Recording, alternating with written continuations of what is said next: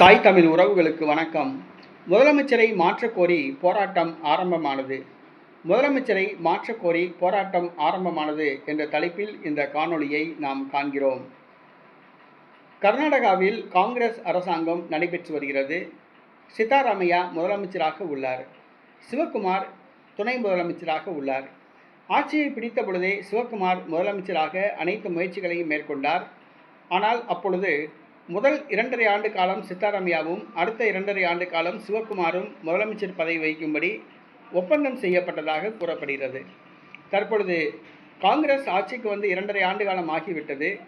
சித்தாராமையா முதலமைச்சராக தொடர்கிறார். அவரை மாற்ற காங்கிரஸ் தொண்டர்கள் போர்க்கொடி தூக்கியுள்ளனர்.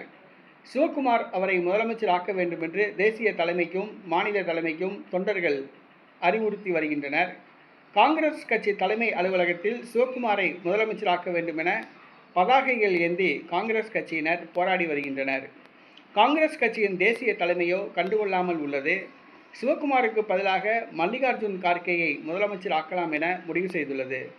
தற்பொழுது காங்கிரஸ் கட்சி முதலமைச்சரை மாற்ற கர்நாடகாவில் போராட்டங்கள் தீவிரமடைந்துள்ளன. சித்தாராமையா மாற்றப்படுவாரா, சிவக்குமார் முதலமைச்சர் ஆவாரா அல்லது மல்லிகார்ஜுன் கார்கே முதலமைச்சர் ஆவாரா என்பதை பொறுத்திருந்து பார்ப்போம்.